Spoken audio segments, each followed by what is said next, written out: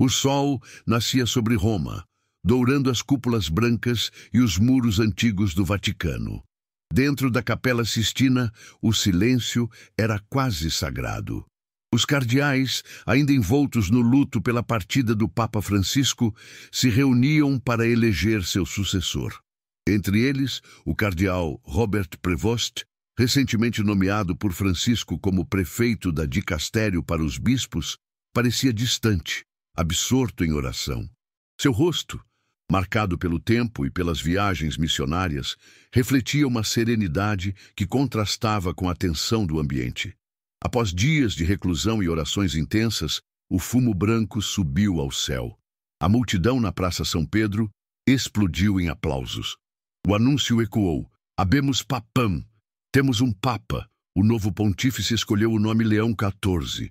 Naquela mesma noite, dentro das salas privadas do Vaticano, enquanto os novos conselheiros discutiam estratégias, o recém-eleito Papa Leão XIV pediu um momento a sós com Frei Gilson, um velho amigo franciscano que servira como conselheiro espiritual nos tempos de missão no Peru.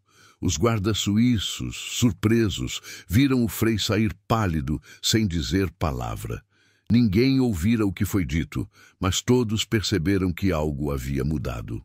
Na manhã seguinte, Frei Gilson desaparecera. Padre Mateo, secretário pessoal do Papa, aproximou-se timidamente do novo Santo Padre. "Santidade, onde está Frei Gilson?" O Papa olhou pela janela, contemplando a cidade eterna. "Ele precisava ir", respondeu com voz calma, mas firme. "Há coisas que só ele e eu sabemos, coisas que devem permanecer assim por ora." A igreja celebrava a nova liderança, mas dentro dos corredores do poder, uma sombra pairava. Alguns cardeais trocavam olhares preocupados.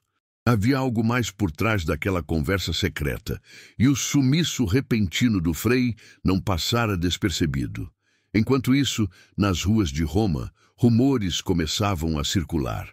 Um jovem jornalista católico, Luca Rossi, notou o desaparecimento e decidiu investigar.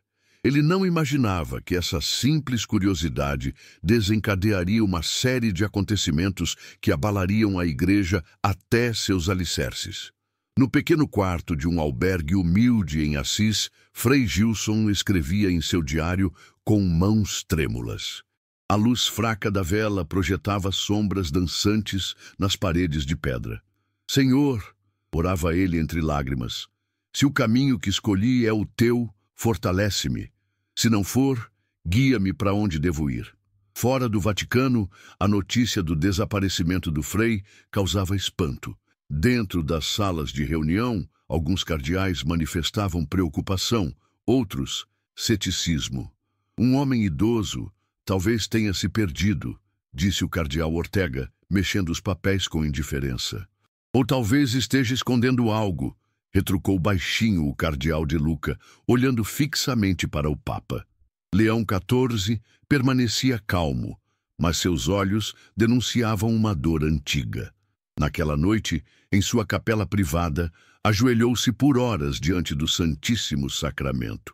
Enquanto isso, Luca Rossi, o jovem jornalista, seguia o rastro de Gilson. Chegou até um motorista que o levara até fora dos muros do Vaticano naquela madrugada. "Ele parecia apavorado", contou o homem. "Disse apenas, preciso voltar ao princípio." Luca sabia que aquilo era uma pista. Começou a investigar o passado missionário do Papa e descobriu que Leão XIV, então padre Robert Prevost, havia trabalhado em uma paróquia remota no interior do Peru, num vilarejo chamado San Isidro. Ali, segundo registros antigos, houvera um caso envolvendo um menino curado de forma inexplicável após uma missa. Na mesma hora, o jornalista comprou uma passagem para Lima.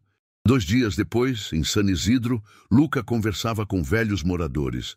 "Ah, sim, o padre americano", disse Dona Rosa, costureira local. "Foi bom conosco, mas houve uma coisa, uma promessa que ele fez e nunca cumpriu." "Que promessa?" perguntou Luca, intrigado. "Uma promessa feita a um homem agonizante, o senhor Miguel, pai do menino que ele curou.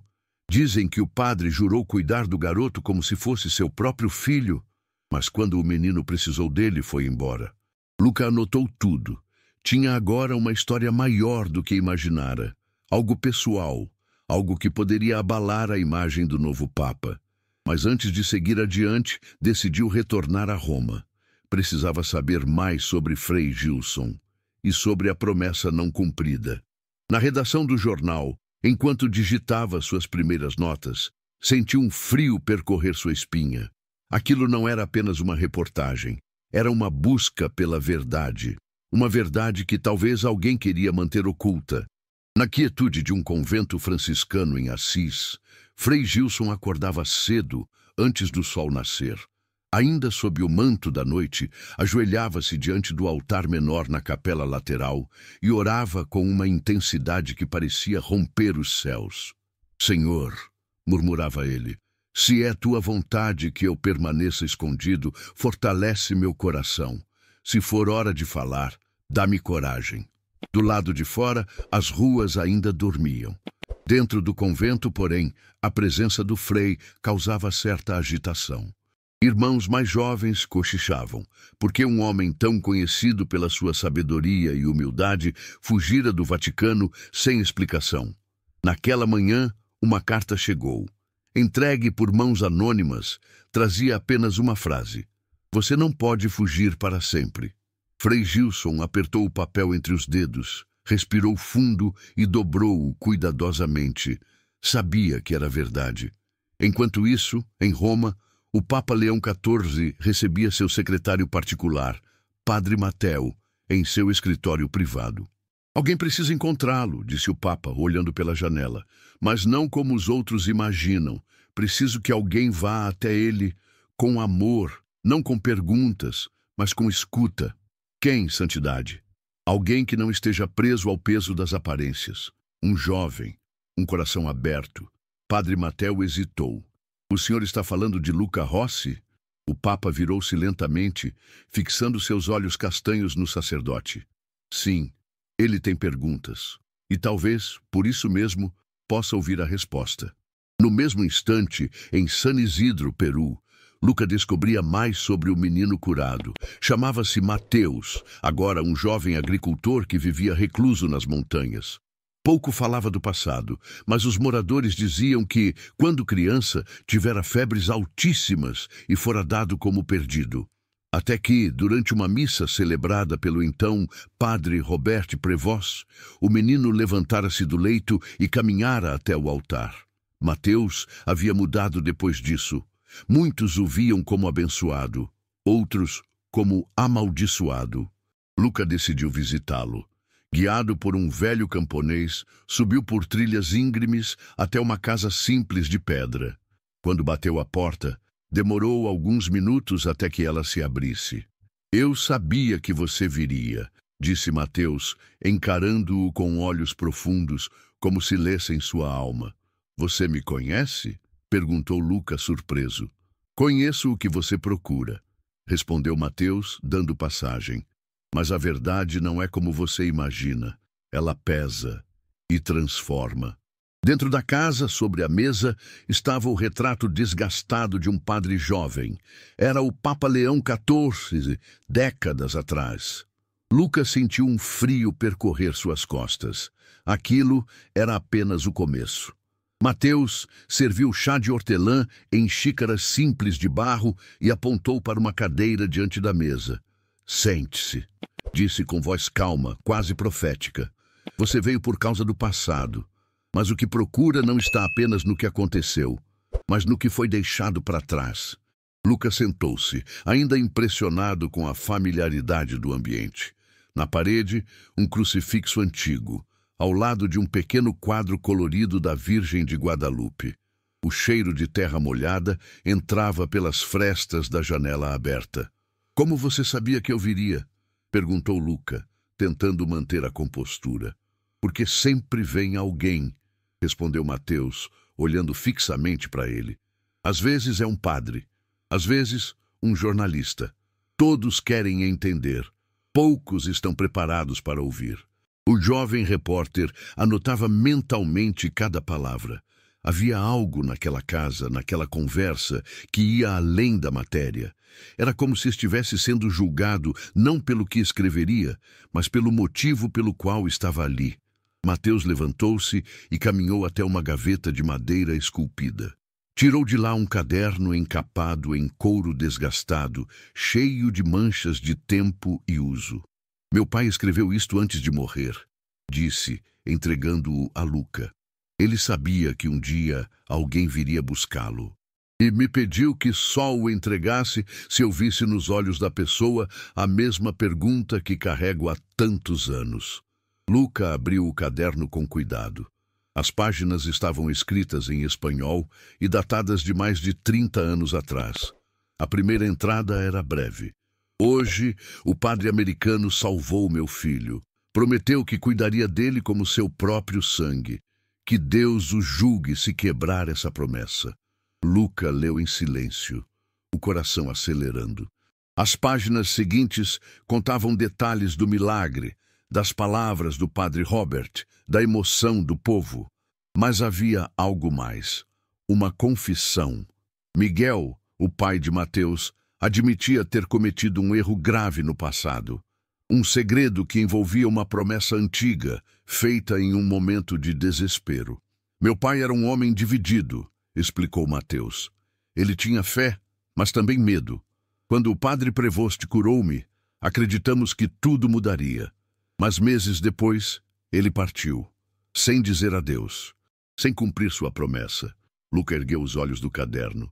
E o Senhor o odeia? Mateus sorriu com tristeza. Não, eu o compreendo, mas preciso saber por quê. Preciso entender por que ele escolheu ir embora. Naquele instante o vento soprou forte lá fora, balançando as árvores e fazendo as velas dentro da casa tremularem.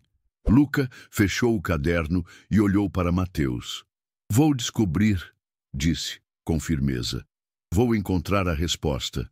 Mateus assentiu, como quem já sabia disso desde o começo. Enquanto isso, em Assis, Frei Gilson recebia uma visita inesperada. Um jovem seminarista bateu à porta do convento, entregando-lhe uma carta selada com o brasão do Vaticano. O frei hesitou por um instante, pegou a carta e leu. Seu rosto empalideceu. A mensagem era breve, mas clara. Venha, é hora de voltar.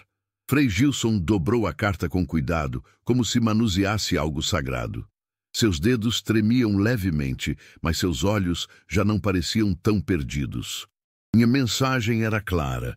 O Papa queria que ele voltasse, não como um traidor ou fugitivo, mas como alguém necessário. O Senhor está me chamando de volta, murmurou para si mesmo, fechando os olhos por um instante. O seminarista que trouxera a carta aguardava em silêncio à porta. Eu irei, disse Frei Gilson, sua voz firme pela primeira vez em dias. Mas não vou sozinho. Naquela mesma noite, Luca Rossi embarcava em um voo noturno de Lima para Roma.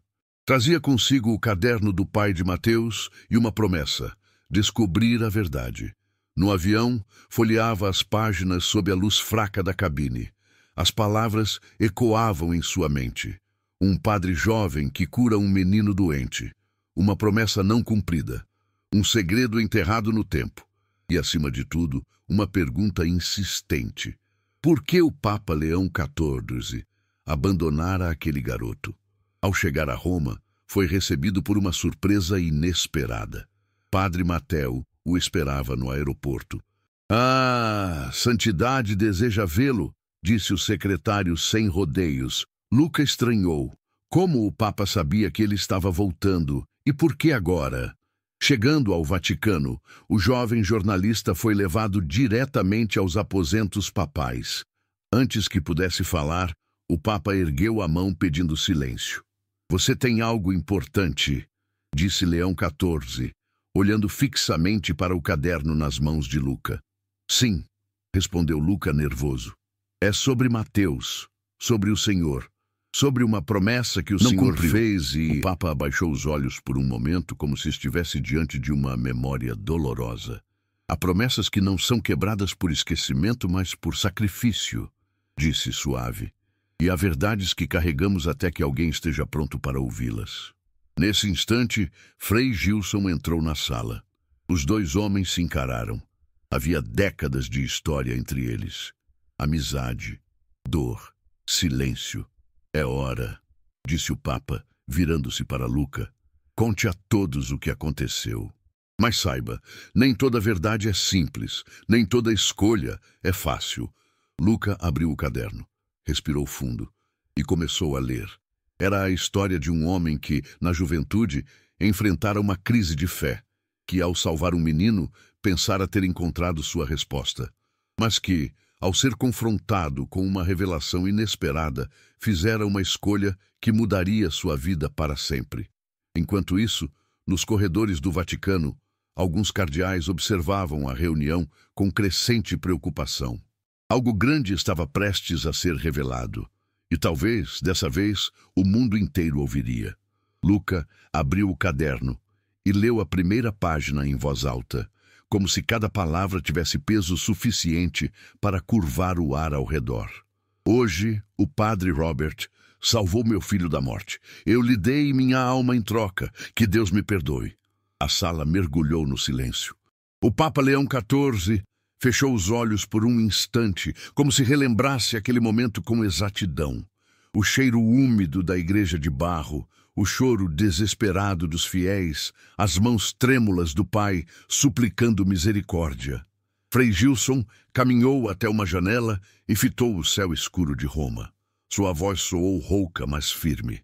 Foi naquela noite que tudo mudou.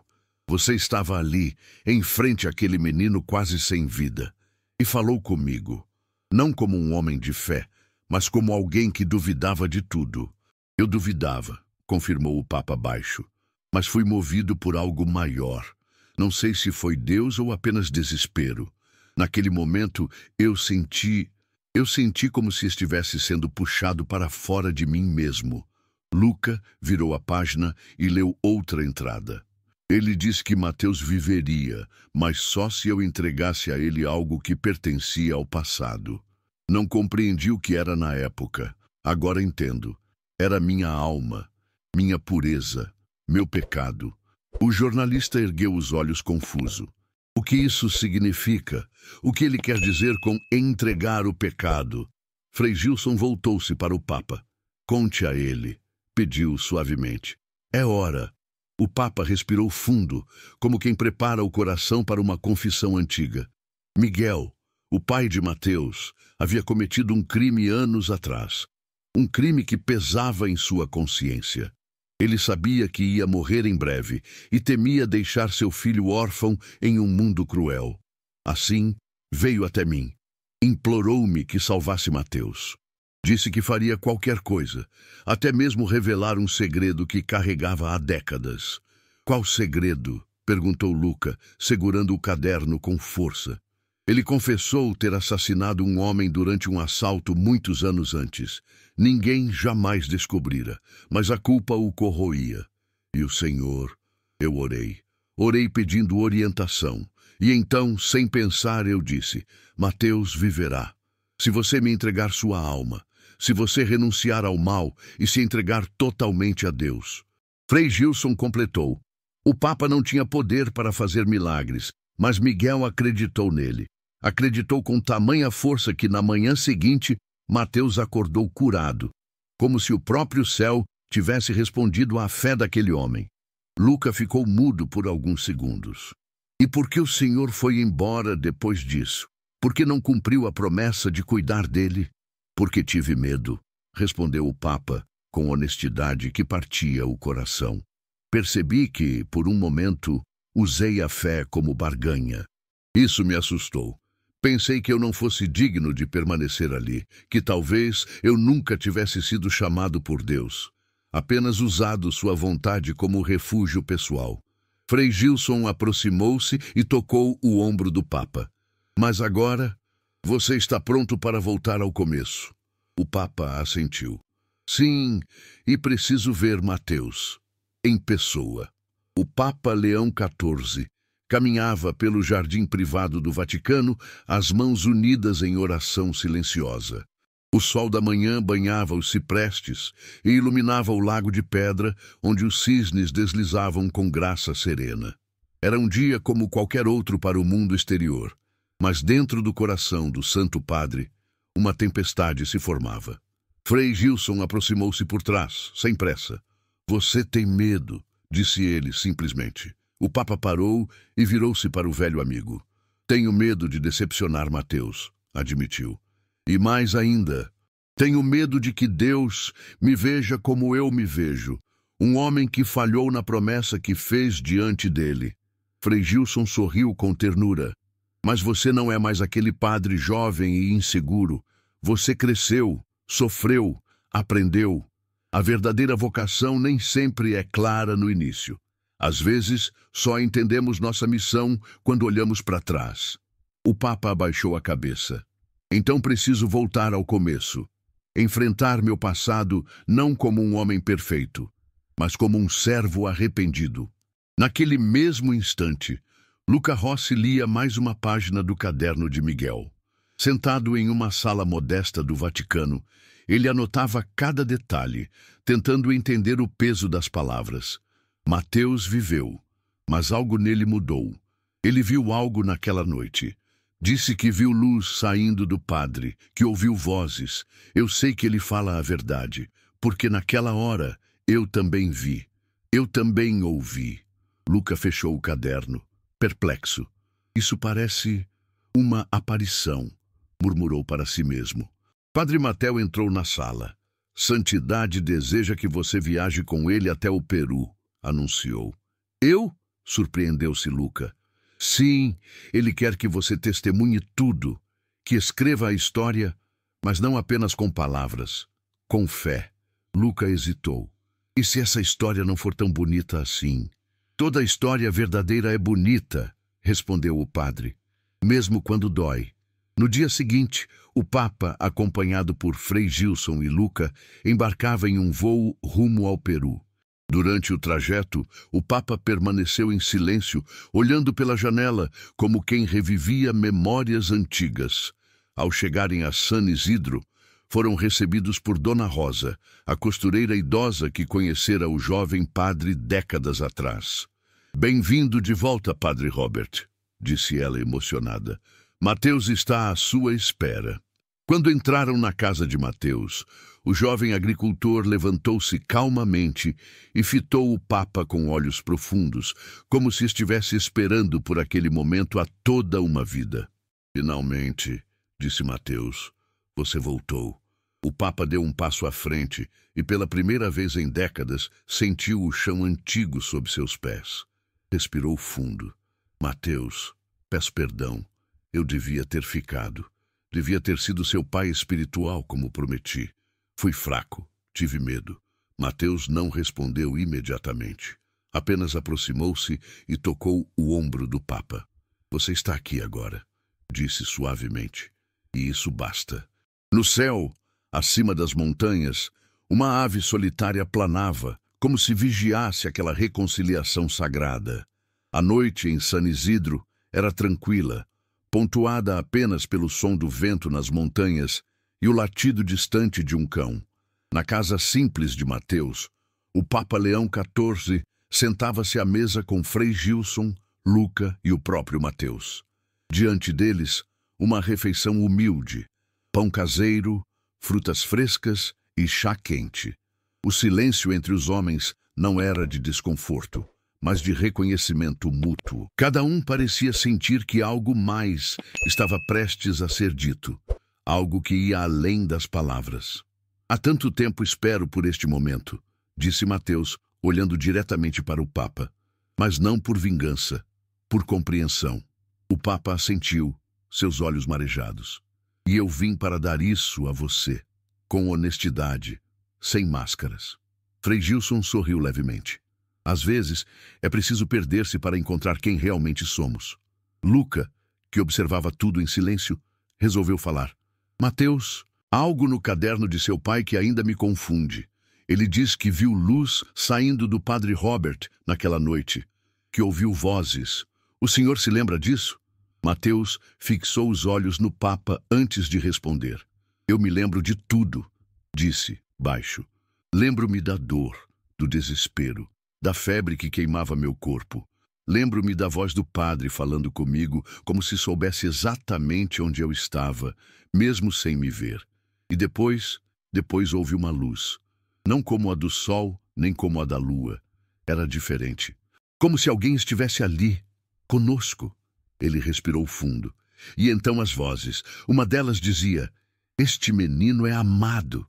Deixe-o viver." O Papa abaixou os olhos emocionado. "Eu nunca contei isso a ninguém", murmurou.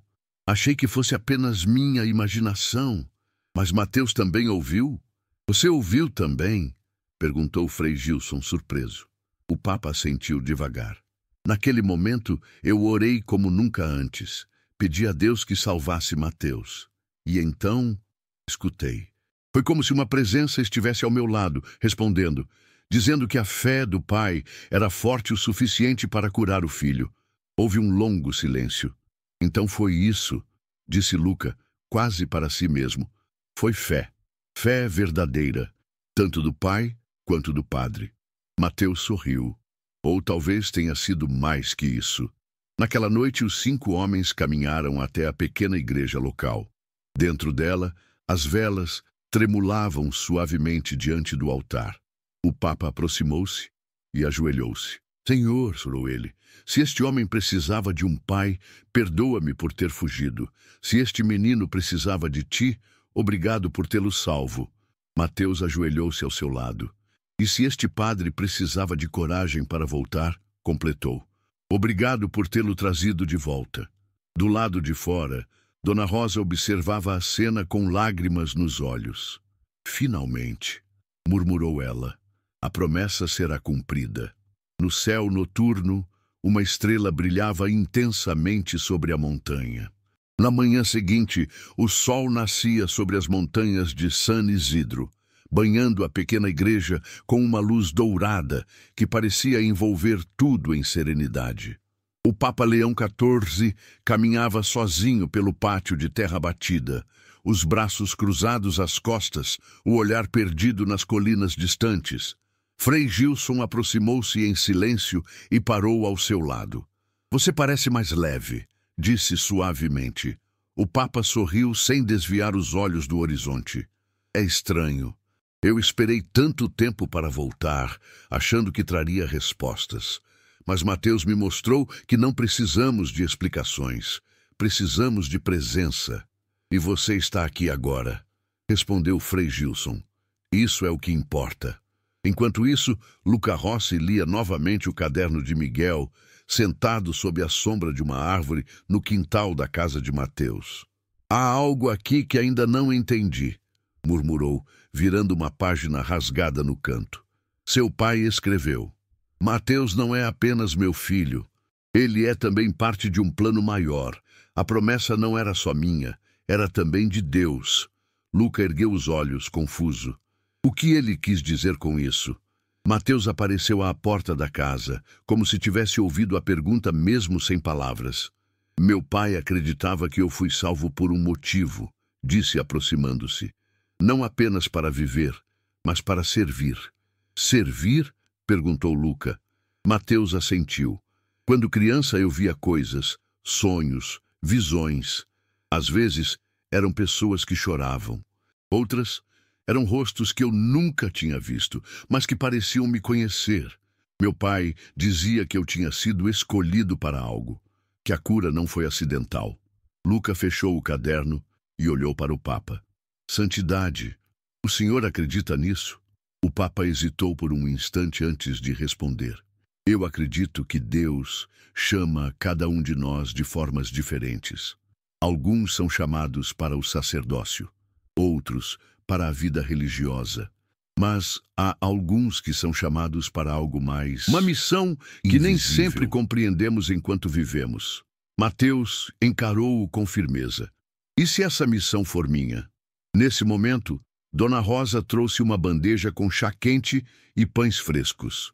Colocou-a sobre uma mesa de madeira rústica e falou: "Vocês não estão aqui por acaso. Cada passo de vocês foi guiado, até mesmo o do jornalista." Luca sorriu, sem graça. Eu sou só um repórter. E o que é um repórter, senão alguém que procura a verdade? Retrucou ela. A verdade não é só notícias. É também fé, é também cura. No céu, uma ave voava em círculos, como se observasse tudo com paciência divina. Mais tarde, dentro da igreja, o Papa rezava diante do altar. Frei Gilson ajoelhou-se ao seu lado. Você vai levá-lo conosco, não vai? Perguntou baixinho. O Papa não respondeu imediatamente, apenas segurou a mão do velho amigo. Sim, disse afinal. Mateus precisa ver o mundo, e o mundo precisa vê-lo. Do lado de fora, Luca anotava suas últimas descobertas em seu bloco de notas. Sentia que estava próximo de algo muito maior do que imaginara. Uma história que ia além da igreja. Uma história que falava de milagres, promessas e redenção. E pela primeira vez em sua vida, ele orou. Não por inspiração, não por curiosidade, mas por gratidão. Dentro da pequena igreja de San Isidro, o Papa Leão XIV celebrava uma missa simples, apenas com Mateus, Frei Gilson, Luca e alguns moradores mais velhos da aldeia. A luz do sol entrava pelas janelas estreitas, criando raios dourados que dançavam sobre as lajes de pedra. Mateus servia como acólito, movendo-se com graça e reverência, como se tivesse feito aquilo a vida toda. O Papa olhou para ele por um instante e sorriu discretamente. Naquele momento, parecia ter encontrado algo que não sabia estar procurando: paz. Ao final da celebração, todos permaneceram em silêncio por alguns minutos. Depois, Dona Rosa aproximou-se do Papa. Ele é como você, disse baixinho, não só na alma, mas no destino. O Papa assentiu. Talvez seja verdade. Mais tarde, na casa de Mateus, os 5 homens sentaram-se novamente à mesa. Luca abriu seu bloco de notas, mas não escreveu nada ainda. Mateus, perguntou, se você realmente viu tudo isso quando criança, por que nunca contou a ninguém? Mateus pegou uma xícara de chá e soprou suavemente antes de responder. Porque eu sabia que, se falasse, as pessoas me veriam como algo mais do que eu sou, ou pior, como algo menos. Um milagre pode ser uma bênção, ou um fardo. Frei Gilson sorriu. E qual dos dois tem sido para você? Os dois, respondeu Mateus. Mas agora entendo que não preciso carregá-lo sozinho. Luca observou-o por um longo tempo antes de voltar sua atenção ao Papa. Santidade, o senhor vai levá-lo ao Vaticano? Sim, confirmou o Papa. Mas não como um prodígio, nem como uma curiosidade. Levo-o como alguém que tem muito a ensinar. Naquela noite, enquanto descansavam, Mateus teve um sonho estranho. Viajava por cidades e vilarejos distantes, visitando doentes, consolando aflitos, rezando por famílias inteiras. Em cada lugar, via o rosto do Papa ao longe, observando-o com orgulho. Acordou suando, mas com um sorriso nos lábios. No dia seguinte, o grupo partiu de San Isidro. Enquanto deixavam o vilarejo, Dona Rosa acenava da porta de sua casa, os olhos marejados. Bom que Deus os acompanhe, murmurou ela fazendo o sinal da cruz. Durante o voo de volta a Roma, Luca tentava organizar suas ideias. Se eu publicar essa história, como devo contar?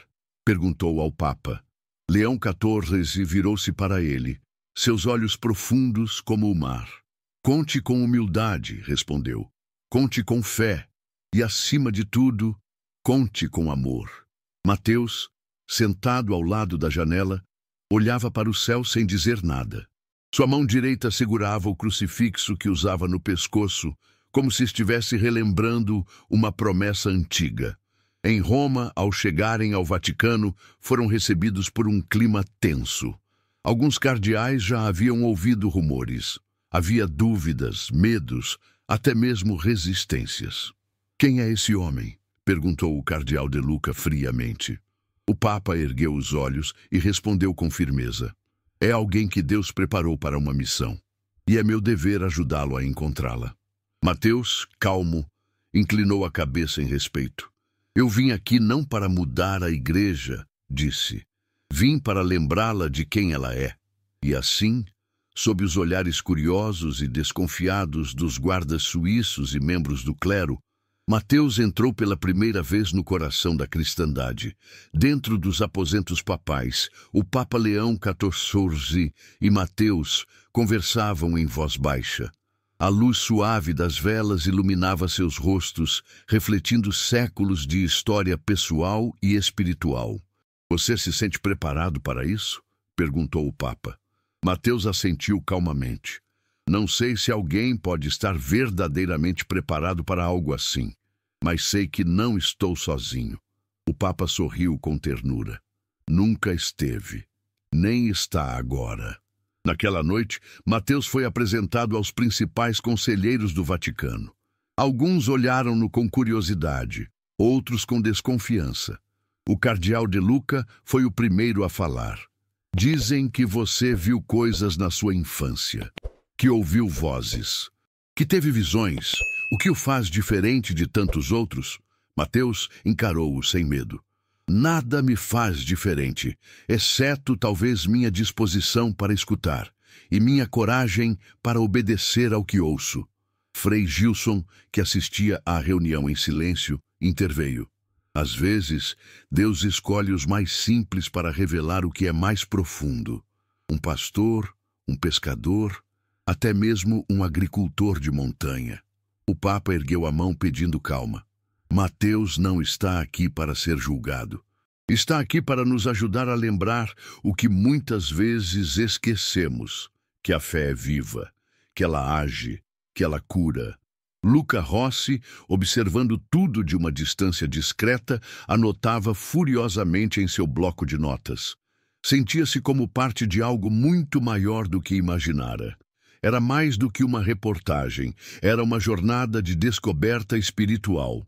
Mais tarde, na biblioteca privada do Vaticano, o Papa mostrou a Mateus um antigo manuscrito. Este documento fala sobre homens e mulheres que foram chamados por Deus de formas incomuns, explicou. Alguns eram pobres, outros ignorados. Todos tinham algo em comum, ouviram sua voz e responderam. Mateus tocou levemente o pergaminho com as pontas dos dedos. "Talvez eu seja apenas mais um desses", disse. "Ou talvez tenha chegado a hora de ouvirmos novamente." Naquela mesma noite, Mateus rezava sozinho na capela lateral do Vaticano. Frei Gilson entrou em silêncio e ajoelhou-se ao seu lado. "Você tem medo?" perguntou o frei. Mateus respirou fundo antes de responder. "Tenho medo de falhar, de não ser digno da confiança que depositam em mim. Mas, acima de tudo, tenho medo de não ouvir mais nada, de perder a voz que sempre me guiou." Frei Gilson sorriu. "A fé nem sempre vem em vozes altas. Às vezes, ela vem em silêncio, em gestos, em palavras simples ditas a alguém que precisa ouvir." Mateus abaixou a cabeça e fechou os olhos. "Então ensine-me a ouvir de novo", pediu. Do lado de fora, Roma dormia sob o céu estrelado. Dentro do Vaticano, algo novo despertava. No dia seguinte, o Papa anunciou publicamente: "Nos próximos meses, viajarei pelo mundo acompanhado de Mateus. Visitaremos comunidades pequenas e grandes. Encontraremos pessoas que sofrem, que esperam, que buscam sentido. Porque Mateus tem uma mensagem, e ela deve ser ouvida." Enquanto isso, Luca escrevia suas primeiras palavras para o artigo que mudaria sua vida. Há histórias que não são só notícias. Há histórias que são convites. Convites à fé, à esperança, ao amor. A jornada começou na América Latina, onde o Papa Leão XIV e Mateus visitaram comunidades esquecidas pelas grandes cidades. Em cada lugar, o Papa falava com humildade e firmeza, enquanto Mateus ouvia, apenas ouvia.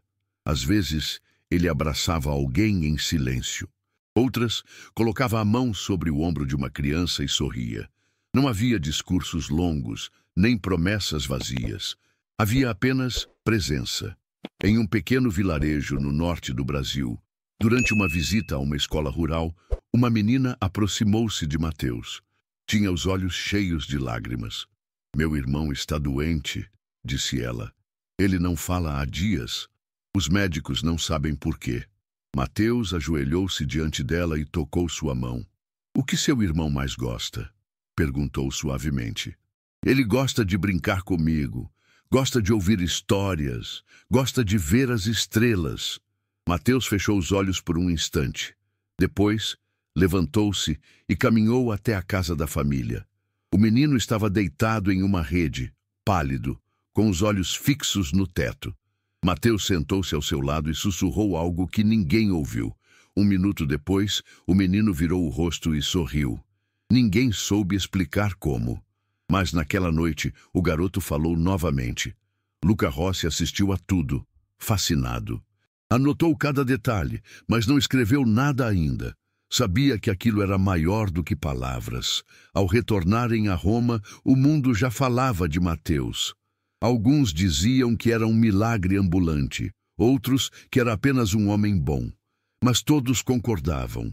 Algo nele tocava as pessoas de forma única. No Vaticano, Frei Gilson reuniu-se com o Papa em sua capela privada.